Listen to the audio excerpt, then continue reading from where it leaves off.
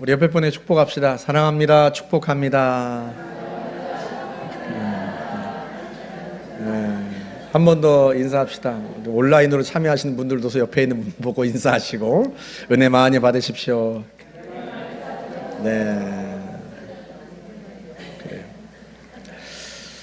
호스피스 의사인 김여환 씨가 말기암 환자들의 마지막 순간을 엮어서 책으로 표현했는데요. 내일은 못 볼지도 몰라요 라고 하는 제목의 책입니다. 자신이 1000여 명의 말기암 환자들을 돌보면서 겪었던 일들을 기록한 거예요. 거기에 복희 할머니 이야기가 나옵니다. 복희 할머니에게는 두 아들이 있어요. 큰아들은 착실하고 사회적으로도 성공했는데 그와 달리 둘째 아들은요, 평생 속만 썩였습니다. 나쁜 일에 휘말려서 구치소에도 가고 부인을 때려서 이혼도 당하고 수년째 소식도 없고, 그런 아들이 어머니가 위암에 걸렸다는 소식을 듣고 호스피스 병동으로 찾아온 거죠. 수년 만에 찾아온 아들이 얼마나 반가웠는지요. 환자는 자신인데 마치 자식이 아픈 것처럼 그렇게 초췌한 아들의 얼굴을 쓰다듬으면서 품에 꼭 안아준 거죠. 그리고 하는 말, 오늘 돌아와줘서 정말 내가 기쁘구나. 제가 이런 생각이 들었습니다. 평생 속만 썩인 못된 아들인데 그런 아들이 돌아온 게 이 복희 할머니에게는 자기 인생 마지막 선물처럼 느껴지나 보다. 다른 사람들이 보기에는요, 손가락질 당할 아들인데요, 복희 할머니에게는 아픈 손가락인 거죠. 사랑하는 여러분, 우리도 예수님께, 우리 하나님 아버지께 아픈 손가락이지 않았을까요? 예수님께서 아침 일찍 예루살렘 성전에 들어오셔서 사람들을 가르치셨습니다. 그런데 순간 소동이 일어나나 싶더니 머리가 헝클어지고 옷이 찢긴 여인을 바리새인들과 서기관들이 예수님 앞에 패대기를 쳤습니다. 그들은 성이 나 있었고 손에는 돌이 들려 있었어요. 그 중에 한 사람이 눈을 가늘게 뜨고 예수님을 쳐다보면서 이렇게 묻습니다. 선생님, 이 여자가 가늠하다가 현장에서 잡혔습니다. 모세는 이런 여인을 돌로 치라 명했는데 선생님께서는 뭐라고 말씀하시겠습니까? 그 당시 이스라엘은 로마의 속국입니다. 사형 같은 사법권이 전부 로마 행정부에 있단 말이죠. 로마 총독에게 있어요. 그러니 총독의 제가 없이 여인을 돌로 치라 명령하면 로마에 대항하는 꼴이고요. 반면에 여인을 돌로 치지 말라, 여인을 죽이지 말라 하고 이야기를 하면 그것은 모세의 율법을 반하는 것이란 말이죠. 그러니까 이 여인은 삶과 죽음의 위태로운 갈림길에 서 있는데 사람들은 그걸 예수님을 시험하는 도구로 삼은 거예요. 얼마나 어처구니 없는 일입니까? 그런데 그 질문을 받은 예수님의 그 다음 행동이 좀 이상합니다. 오늘 본문 6절 한번 볼까요? 그들이 이렇게 말함은 고발할 조건을 얻고자 하여 예수를 시험함이러라. 예수께서 몸을 굽히사 손가락으로 땅에 쓰시니. 여러분, 손가락으로 땅에 글씨를 써보셨어요? 저희 어릴 때는요, 죄다 땅에 금 긋고 놓는 놀이였습니다. 오징어 게임, 비석치기, 땅 따먹기, 다 땅에다 금 긋는 놀이였어요. 빨리 놀고 싶으면 손가락으로 막 금을 긋는단 말이죠. 그럼 아파요. 그러면 손가락 금을 긋다 말고 주변에 나무나 돌멩이 같은 걸 찾아가지고 다시 금을 긋고 그리고 논단 말이죠. 근데 예수님은 나무 조각도 아니고 돌멩이도 아니고 그 손가락으로 계속 그냥 땅에 뭔가를 쓰시는 거예요. 그것도 작은 글씨가 아닙니다. 글을 쓰셨다라고 번역된 이 헬라어가 카테그라펜이라고 하는 단어인데요, 글을 쓰다라고 하는 그라포라고 하는 단어에다가 강조의 의미를 가진 접두어 카타를 갖다 붙였어요. 그러니까 한마디로 과장된 몸짓으로 크게 쓰고 있는 계신 거예요. 그러니 손가락이 얼마나 아팠겠어요? 어쩌면 피가 났을지도 모르죠. 저는 이 행동에서 예수님의 마음이 느껴집니다. 꼭 이렇게 말씀하시는 것 같아요. 니놈들이 내 딸을 고발해서 죽이겠다고? 그래? 그럼 어디 니놈들의 죄를 내가 하나하나 다 까발려 볼까? 그리고 거기 둘러서 있는 사람들의 드러나지 않은 죄를 예수님이 손가락으로 크게 다 조목조목 쓰시는 거죠. 물론 성경에는 예수님이 뭐라고 쓰셨는지는 기록되지 않았습니다. 하지만 한 여인이 죽고 사는 그 위기의 순간에 예수님께서 아무 의미도 없는 획을 땅에 손가락으로 그으셨겠어요? 어쩌면 그 자리에 함께 있었던 사도 요한, 이 요한복음을 기록하는 사도 요한은 예수님께서 무슨 글씨를 쓰셨는지 보았을 거예요. 그런데 왜 기록하지 않았을까? 혹시 예수님이 땅에 휘갈겨 쓰신 그 글씨 속에서 자신의 드러나지 않은 죄를 보았기 때문이 아닐까? 낯이 뜨거워서 참아 그 죄목들을 자신이 기록하지 않았던 것은 아닐까? 한편으로 이 서기관들과 바리새인들은 왜 그렇게 예수님이 못마땅했을까? 그들의 입장에서 보면 그럴 만도 해요. 예수란 이가 자신이 하나님께로부터 왔다고 하면서 율법을 철저하게 지키던 자기들은 비난하고 하나님의 말씀을 지키지 않고 죄를 범하던 사람들은 자꾸 감싼단 말이죠. 이런 일도 있었습니다. 예수님이 길을 가시다가 세관에 앉아있는 세리 마태를 부르셨어요. 그냥 부르신 게 아니고 제자로 부르셨습니다. 그 당시 율법을 필사하고 연구하던 서기관들이나 율법을 철저하게 지키기 위해서 세상과 자기들을 분리시켰던 바리새인들은요, 이 사람들에게는 세리는 죄인의 대명사예요. 하나님의 나라를 침공한 이방 나라에게 세금을 갖다 바치는 것도 허용할 수 없는 일이고, 거기에다 더해서 하나님의 백성들에게서, 유대인들에게서 세금을 더 걷어서 일부는 착복하고 나머지는 로마 정부에 갖다 바치니 하나님의 백성들을 괴롭히는 이들은요, 바리새인들이나 서기관들이 보기에는 죄인 중에 가장 큰 죄인인 거예요.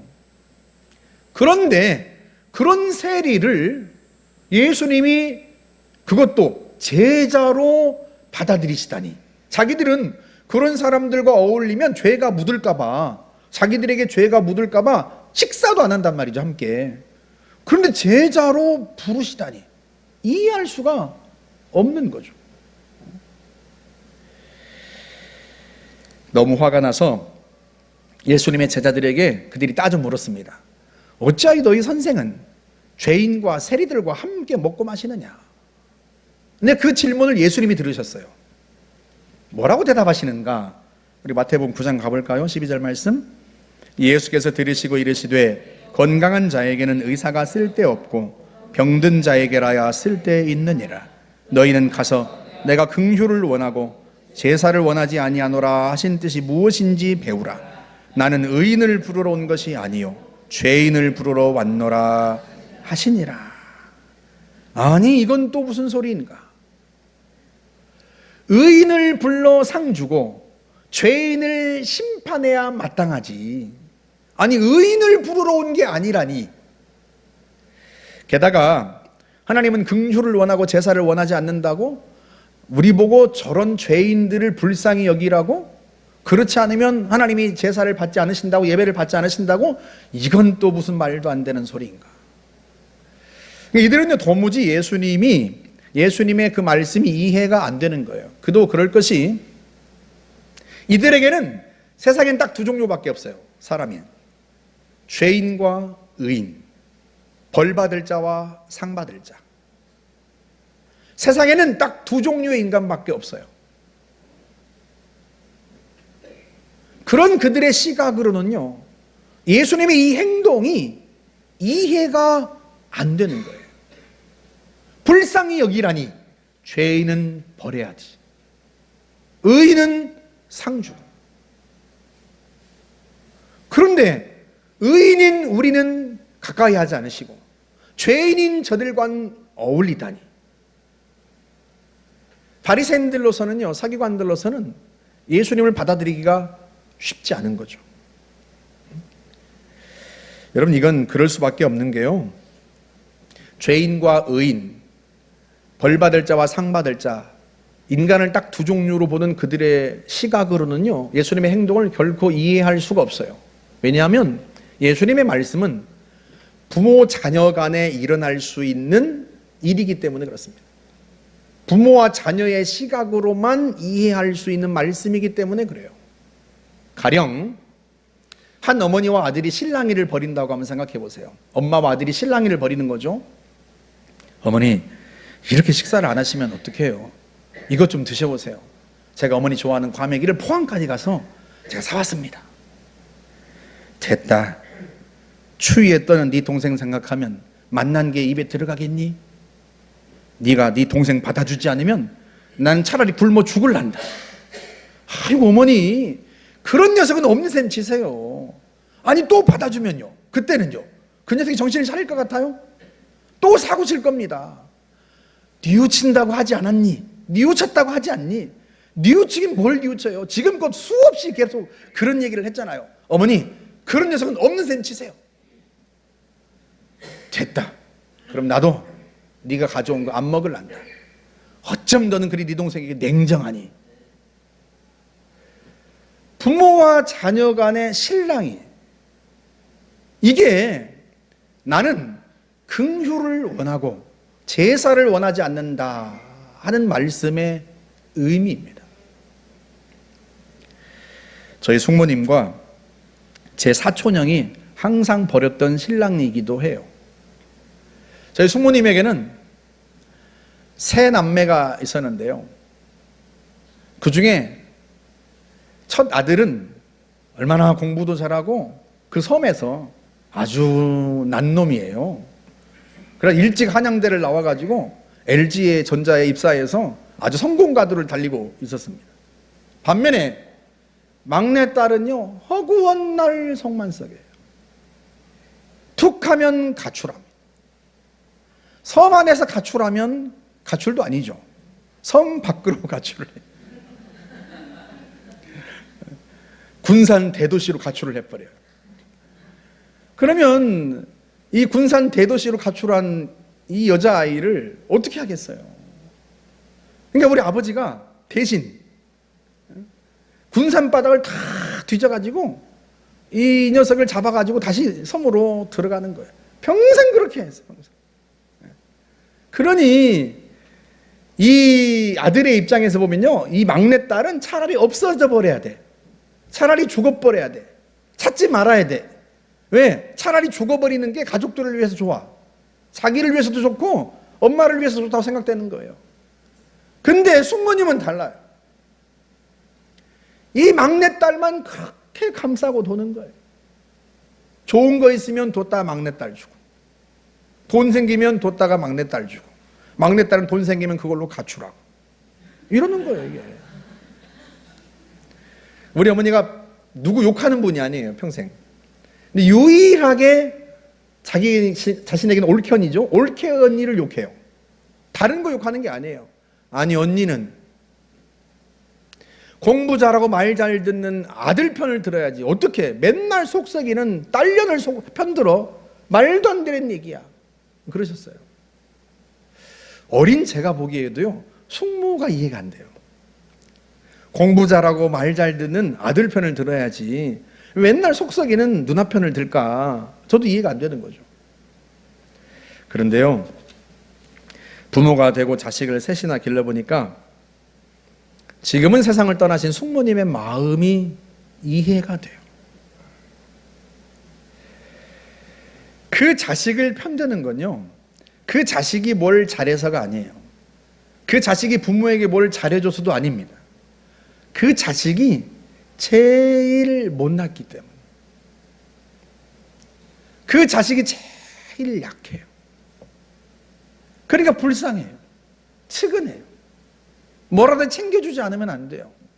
공부 잘하고 잘 가고 있는 아들은 내버려둬도 괜찮아요. 근데 막내딸만 보면 그렇게 불쌍할 수가 없어요. 내가 없으면 저 녀석은 어떻게 살까? 잘해서 편드는 게 아니에요. 못나서 편들어요. 약해서 편들어요. 숙모님에게는 딸이 아픈 손가락인 거죠. 누가복음 15장 탕자의 이야기에는요, 하나님 아버지에게도 아픈 손가락이 있다는 것을 말해줍니다. 우리 그 대목을 한번 볼까요? 누가복음 15장 31절 말씀. 아버지가 이르되 예 너는 항상 나와 함께 있으니 내 것이 다 네 것이로되 이 네 동생은 죽었다가 살아났으며 내가 잃었다가 얻었기로 우리가 즐거워하고 기뻐하는 것이 마땅하다 하니라. 이 못된 동생이요, 형이 보니까 아버지의 유산을, 아버지의 재산을 챙겨가지고 가족들이 보기 싫어서, 아버지가 꼴 보기가 싫어서 먼 동네가 아니라 먼 나라로 나가버렸어요. 아예. 그리고 아버지가 준 재산을 가지고 허랑방탕에 술 먹고 놀고 해서 다 탕진한 거죠. 그리고 재산을 다 잃었어요. 거지가 된 겁니다. 거지가 된 아들이요, 뻔뻔하게도 살겠다고 집으로 돌아온 거죠. 그런데 아들 같지도 않은 녀석이 돌아왔는데 아버지는 세상에 그 아들이 돌아왔다고 잔치를 벌였다는 거 아닙니까? 이 큰아들이요, 화가 나요. 분이 나요. 그래서 집에 안 들어갑니다. 그랬더니 아버지가 그 큰아들을 데리러 와서 하는 말이, 이 아비에게는 네 동생이 죽었다가 살아 돌아온 것 같다. 내가 잃었다가 다시 되찾았다. 네 동생은 내게 아픈 손가락이다. 그러니 내가 기뻐하는 것이 마땅하지 않겠니? 예수님의 이 이야기 속에 등장하는 아버지가 누구를 가리켜요? 하나님 아버지. 그럼 형은 누구를 가리킬까요? 이 동생은 누구를 가리킬까요? 예수님은 왜 이 이야기를 하셨을까요? 우리 누가복음 15장 1절로 가볼까요? 모든 세리와 죄인들이 말씀을 들으러 가까이 나아오니 바리새인과 서기관들이 수군거려 이르되 이 사람이 죄인을 영접하고 음식을 같이 먹는다 하더라.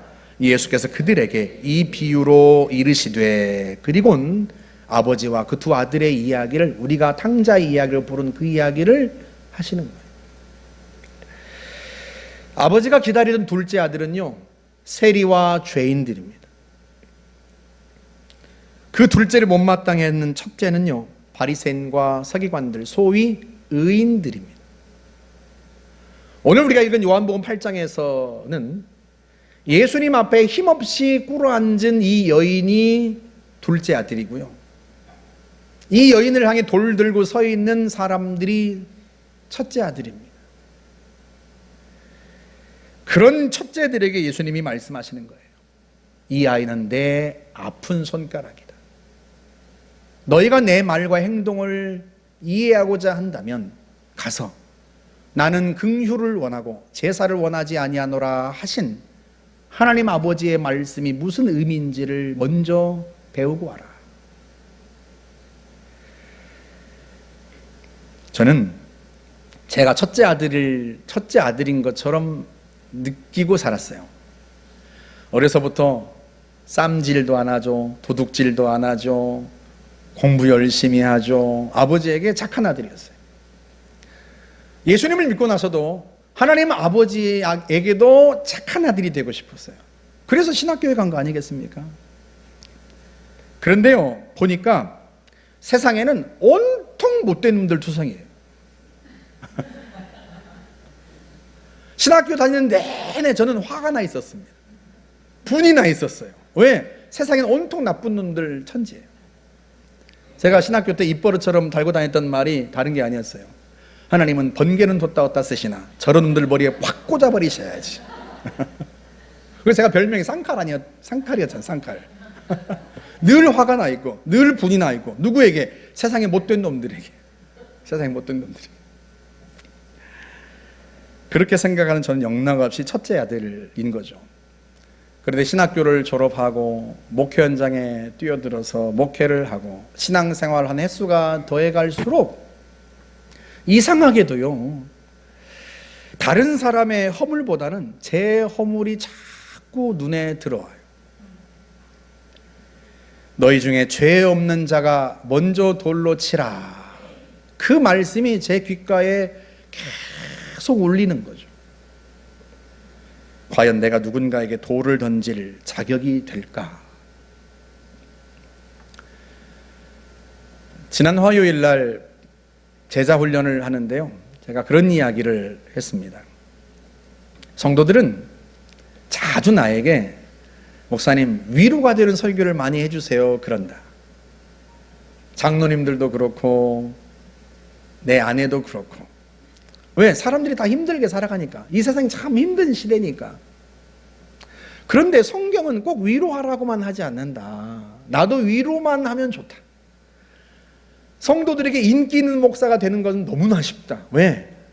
날마다 위로하고 축복하고 격려하는 메시지만 하면 되니까.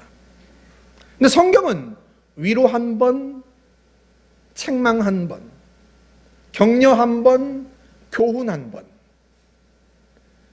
계속해서 우리에게 성장하라고 하고 성숙하라고 하고 하나님의 뜻을 깨달으라고 하고 하나님이 주신 사명이 무엇인지를 알라고 하고, 위로 한 번 있다면 나머지 6, 7번은 하나님의 뜻에 대한 이야기이고, 그러니 어떻게 위로만 전할 수 있겠나.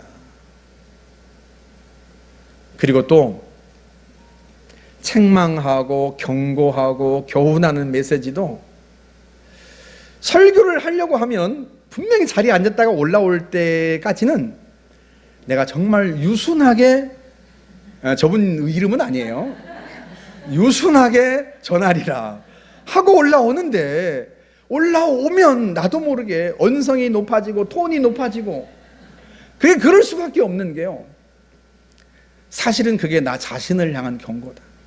나 자신을 향한 교훈이고 나 자신을 향한 책망이고. 리더십의 근본 원리 중에 하나가 뭔가 하면 팔로워는 리더의 수준을 넘지 못한다. 그게 경험의 학문, 오랫동안 수백 년 동안 축적된 경험의 학문 리더십이 내놓은 원리 중에 하나예요. 팔로워는 리더의 수준을 넘어가지 못한다. 사실은 그 말은 예수님이 하신 말씀으로부터 온 거예요. 마태복음 10장 24절에 보면 제자가 스승보다 낫지 않다. 제자가 스승보다 높지 않다. 그러니 성도들이 믿음이 부족한 건 목사인 내가 믿음이 부족해서고, 성도들의 인격이 부족한 건 목사인 내가 인격이 부족해서 그러고, 성도들이 속이 좁은 건 목사인 내가 마음이 넓지 못해서 그런 거고. 왜? 제자가 스승보다 높지 않다. 팔로워는 리더의 수준만큼 성장한다.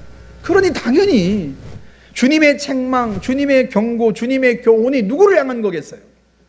1차적으로는 저를 향한 거예요. 그러니 설교하면서 당연히 톤이 높아지는 것은 어쩔 수가 없어요. 왜? 나 자신을 향한 메시지니까. 평생 그렇게 배운 것 같아요. 타인에게는 관대하고 자신에게는 엄격하고. 그게 지도자다.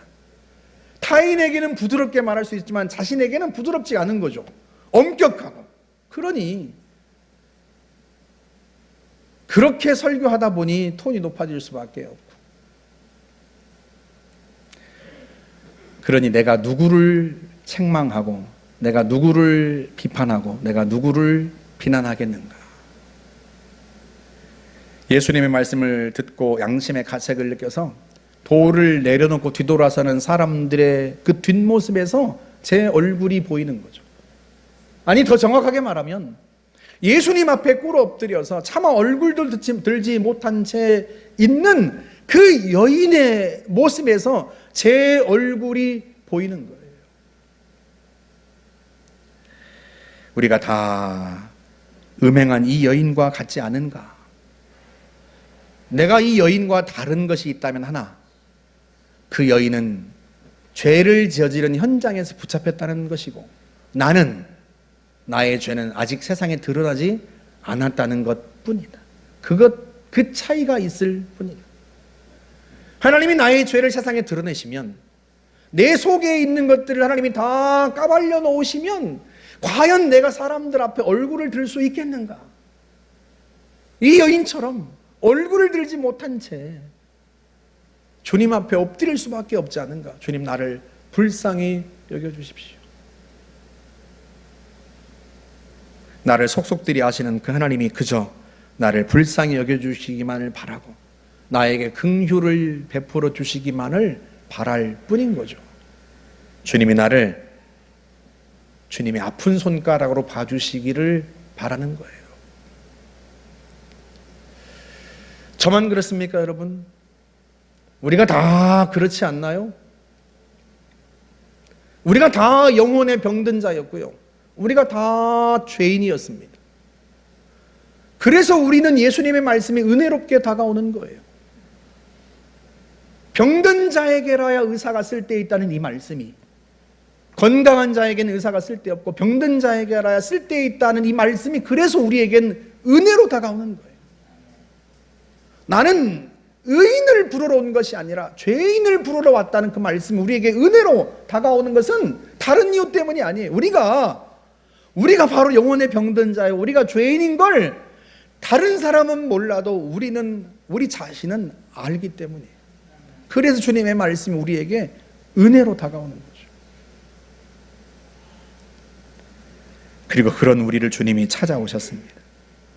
가까이 다가오셔서 우리의 손을 잡아주시고 우리를 안으시고 말씀하시는 거죠. 나도 너를 정죄하지 않겠다. 그 순간이 우리의 죄가 용서받는 순간이에요. 그 순간이 우리가 죄인에서 의인으로 변화된 순간입니다. 하나님 아버지의 잃어버린 둘째 아들이 된 순간인 거죠. 하나님이 받아주시는 순간인 거예요. 우리는 용서받은 여인으로 이 세상을 지금도 살아가고 있는 거예요. 십자가 위에서 보여주신 주님의 그 용서와 긍휼이, 십자가 위에서 흘려주신 그 용서와 사랑의 피가 우리를 돌에 맞아 죽어 마땅한 죄인에서 용서받고 사랑받는 하나님의 자녀로 우리를 바꿔놓은 거예요. 우리는 본래부터 의인이 아니었어요. 용서받은 의인이죠. 그러니 우리가 누구를 정죄하고 누구를 비판하고 누구를 비난하겠습니까? 그저 하나님이 우리를 불쌍히 여겨주시기만을 바라는 거죠. 김지수라고 하는 기자가 암에 걸린 이어령 교수가 죽기 전에 마지막으로 매주 화요일마다 만나서 이어령 교수와 인터뷰를 했어요. 그것을 이어령 교수가 세상을 떠나기 직전에 책으로 펴냈습니다. 이어령의 마지막 수업이라고 하는 책인데요. 그 14장 또 한 범의 봄이라고 하는 챕터에서 이런 내용이 나와요. 김지수 씨가 물었습니다. 교수님에게. 선생님께서는 혹시 용서가 안 되는 사람이 있습니까? 그랬더니 하는 말이, 나는 용서받을 사람이지 용서해 줄 사람이 아니야. 100번 생각해도 다르지 않아. 하나님이 나를 용서하고 저 사람이 나를 용서해야지. 무슨 말인지 알겠나? 나는 말이네, 용서받고 싶은 게 너무 많아. 인간은 살아있는 것 자체가 죄 짓는 일이라네. 평생 천재로 살았습니다. 어려서부터 남보다 뛰어났어요. 남보다 한참 생각이 앞서고 행동이 앞섰어요. 그래서 타인과는 다른 수준의 삶을 살았단 말이죠. 그런데 죽음을 앞두고 돌아보니까 자기가 살아온 삶 자체가 다 죄뿐이라는 거예요. 그러니 누구를 용서하겠습니까? 용서받아야 할 죄뿐이죠. 마지막 인터뷰에서 물었어요. 요즘엔 식구들과 모여서 무슨 이야기를 하세요? 죽음을 곧 앞둔 분이니까 당연히 우리가 그런 질문을 할 법하지 않습니까? 기자가 그렇게 물은 거예요. 그랬더니 하는 말이, 딸을 먼저 저 세상으로 보내고 가장 아쉬운 게 뭔 줄 아나? 살아있을 때 그 말을 할 걸, 그거야. 그때 미안하다고 할 걸, 그때 고맙다고 할 걸. 지금도 보면 눈물이 핑 도는 것은 죽음이나 슬픔이 아니라네. 그때 그 말을 못한 거야. 그 생각을 하면 눈물이 자꾸 흘러. 여러분, 이어령 교수만 그러겠습니까? 우리도 그래요. 우리는 누군가를 용서해야 하는 쪽이 아닙니다. 용서받아야 할 사람들이죠. 우리에게는 여전히 용서가 필요합니다. 지금도 매 순간 우리는 주님의 용서를 구합니다. 오늘 우리가 이 예배당에 와서 제일 먼저 했던 것도 그것 아닙니까? 주님, 나를 용서해 주십시오. 우리는 지금도 주님의 용서가 필요하고요, 사람들의 용서가 필요하고, 성도들의 용서가 필요하고, 가족들의 용서가 필요합니다. 그리고 그 용서는 지금 받아야 합니다. 세상에서 용서받을 수 없는 사람은 딱 하나뿐입니다. 내가 용서받아야 할 그가 이미 세상을 떠났을 때, 그때 미안하다고 할 걸, 그때 고맙다고 할 걸, 그 후에는 반복해서는 안 되기 때문에 그 노 교수가 마지막 그 이야기를 하고 세상을 떠난 것 아니겠습니까? 우리는 주님께 용서받은 자로 살아갑니다. 그리고 이 명절에도 우리는 주님께 용서받은 자로 가족들을 만납니다. 우리 주님은요, 언제나 우리 곁에 계세요. 우리가 매번 주님께 용서를 구할 때마다 기꺼이 다가오셔서 나도 너를 정죄하지 않는다, 용서를 베푸시고요, 우리를 새롭게 하십니다. 하지만 가족들은 언제나 우리 곁에 있지 않습니다. 그러니 지금 아직 기회 있을 때 미안하다고, 고맙다고 먼저 손 내밀 수 있기를 바랍니다. 여러분이 먼저 미안하다고, 고맙다고 손 내밀면 우리 주님께서 주의 긍휼을 우리 가정에 베푸시고 주님의 사죄의 은총과 평강을 우리 모두에게 베푸실 줄로 확신합니다. 우리 같이 기도하겠습니다. 주님, 우리 가족들에게 사죄의 은총과 화해의 은혜를 베풀어 주십시오. 함께 기도합시다. 하나님, 기회 있을 때 용서를 빌겠습니다. 아무리 생각해도 내가 더 용서받아야 할 게 많다고 생각된다면 다시 주님 앞에 용서를 구하며 주님, 나를 불쌍히 여겨달라고 기도하고 주님 용서를 구하겠습니다. 도와주십시오. 이 시간 우리 가족들을 위해서, 우리 자신을 위해서 같이 한번 함께 기도하겠습니다. 자비로우신 하나님 아버지, 우리는 용서받은 자로 살아갑니다. 우리가 누구에게 돌을 던지겠습니까? 우리의 죄가 우리의 마음에 가득하고 끊임없이 우리는 주님 앞에 우리의 말과 우리의 행동과 우리의 눈빛과 우리의 몸짓으로 지었던 모든 죄들을, 다른 사람에게 상처 입히고 다른 사람을 냉대했던 죄들을 주님 앞에 용서받아야 합니다. 그때마다 우리 주님께서 우리를 감싸 안아주시고 아들아 잘했다 말씀해 주시고, 주님 우리를 주님께서 품어주시고 인도하여 주시오니 참으로 감사합니다. 우리의 마음에 평강 주시고 우리의 죄를 씻어주시며 하늘의 은혜를 부어주시니 참으로 감사합니다. 하나님 아버지, 그 놀라운 사죄의 은총과 평강이 하나님 우리 가족들에게도 충만하게 임할 수 있기를 간절히 바라고 원합니다. 하나님, 우리가 용서받은 자로 살아갑니다. 주님께 용서받은 자로 살아갑니다. 주님께 용서받은 자로 만납니다. 하나님 아버지, 나는 용서해야 할 자가 아니라 용서받아야 할 자입니다. 여전히 주님 앞에서도 그렇고 가족들 앞에서도 그렇습니다. 하나님 아버지, 우리의 가족들을 불쌍히 여겨주시기를 바라고 원합니다. 아버지 하나님, 용서하지 못해서, 용서받지 못해서 갈등하고 반목하는 그런 가족들이 아니라 용서하고 용서받고 하나님 하나가 되는 평강이 임하는 그런 가정이기를 사모합니다. 우리 힘으로는 할 수 없으나 성령님 붙들어 주시기를 간절히 바라고 원합니다.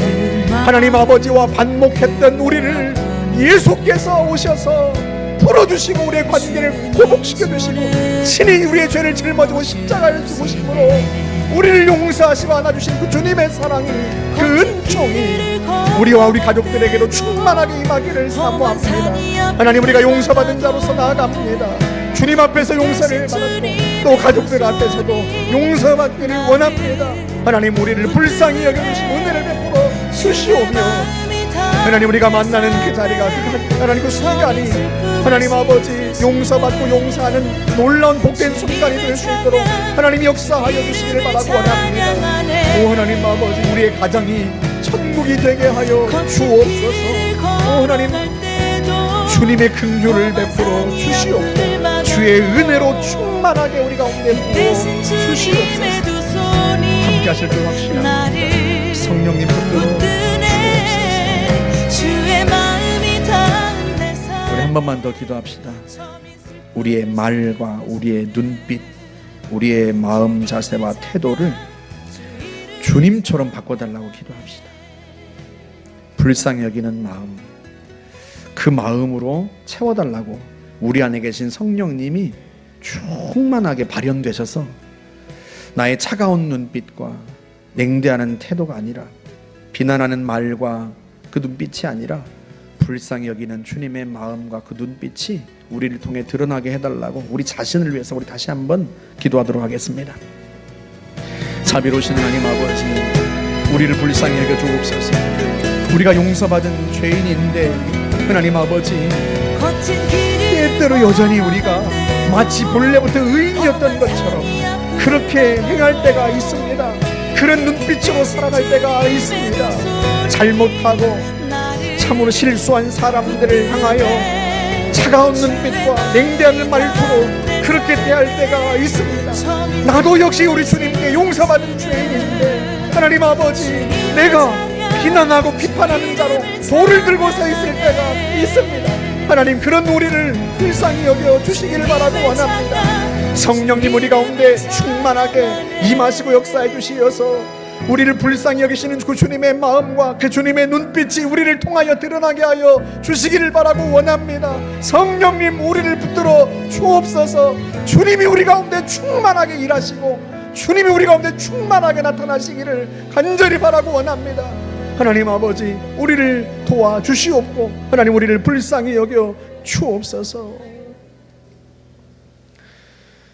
아버지 하나님, 우리가 하나님의 자녀로 살아가다 보니 마치 우리가 본래부터 의인이었던 것처럼 착각할 때가 있습니다. 죄 없고 순전한 그런 사람인 것처럼 우리 자신을 생각할 때가 있습니다.